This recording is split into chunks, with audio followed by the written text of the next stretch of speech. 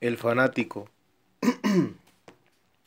El fanatismo no es sino la incapacidad de concebir alternativa a cualquier proposición, y nada tiene que ver con la creencia en la proposición misma. Un hombre puede estar tan seguro de algo como para dejarse quemar por ello o enfrentarse a todo el mundo, y sin embargo no estar un solo paso más cerca de un fanático.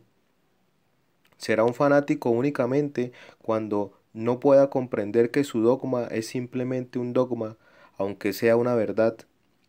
La persecución podrá ser inmoral, pero no necesariamente irracional, pues quien persigue puede comprender con su intelecto los mismos errores que atraviesa con su lanza.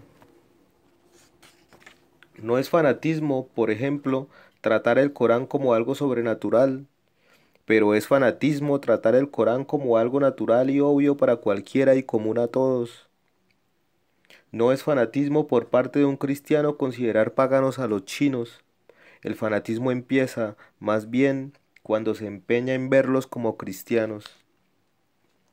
Una de las formas de fanatismo más extendidas en los últimos tiempos consiste en el ofrecimiento de toda clase de explicaciones fantásticas y superficiales sobre cosas que no requieren ninguna explicación.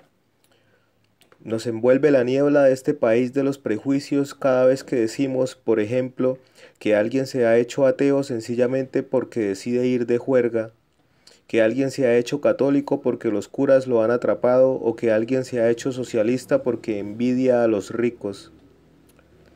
Todas estas explicaciones remotas y azarosas demuestran en realidad que jamás hemos visto claramente la verdadera explicación. Dos puntos. Ateísmo, catolicismo y socialismo son filosofías totalmente plausibles y no es en absoluto necesario que a nadie se le empuje, se le atrape o soborne para que llegue a adoptarlas, pues a cualquiera puede convencerles. La verdadera libertad, en suma, consiste en ser capaz de imaginarse al enemigo. El hombre libre no es aquel que piensa que todas las opiniones son igualmente verdaderas o falsas, pues eso no es libertad, sino debilidad mental.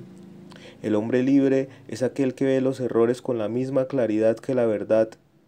Cuanto más firmes sean las convicciones de alguien, menos frecuente será oírle decir cosas como, comillas, ninguna persona ilustrada podría sostener que, o, por ejemplo, comillas, no soy capaz de entender cómo el señor fulano puede llegar a decir,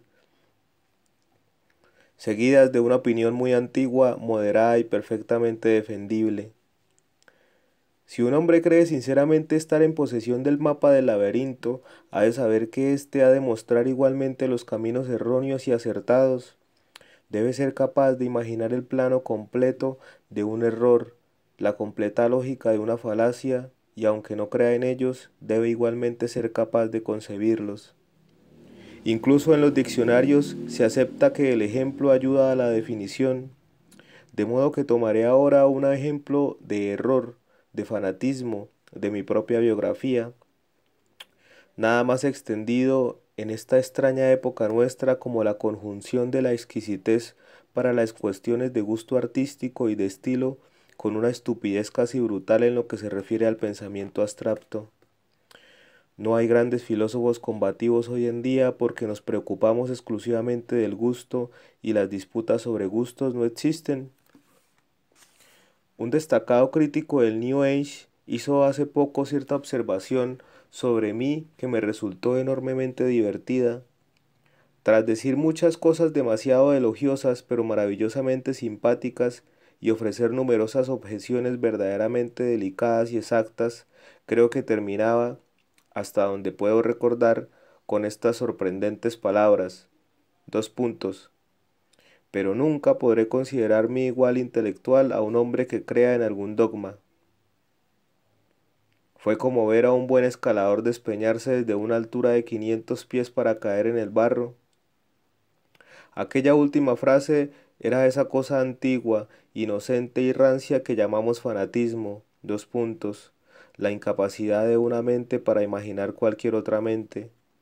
Mi infortunado crítico se cuenta entre los más pobres hijos de los hombres, posee tan solo un universo, ni qué decir tiene que todo hombre ha de ver un cosmos como el verdadero, pero él es incapaz de ver ningún otro cosmos, ni siquiera como hipótesis.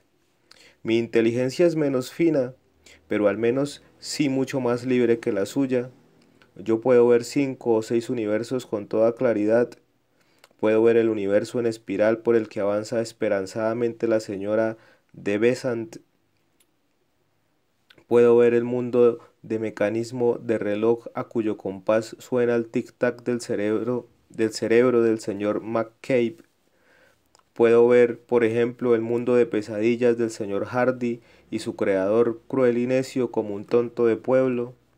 Puedo ver el mundo fantástico del señor Yeats, bellísima cortina que solo oculta oscuridad, y sin ninguna duda podría alcanzar también a ver la filosofía de mi crítico, si es que alguna vez se toma la molestia de exponerla en términos inteligentes. Sin embargo, dado que la expresión comillas cualquiera que crea en algún dogma no significa para ninguna mente racional más que un traralí, tralalá, me temo que por el momento me veré obligado a incluirlo entre los grandes fanáticos de la historia.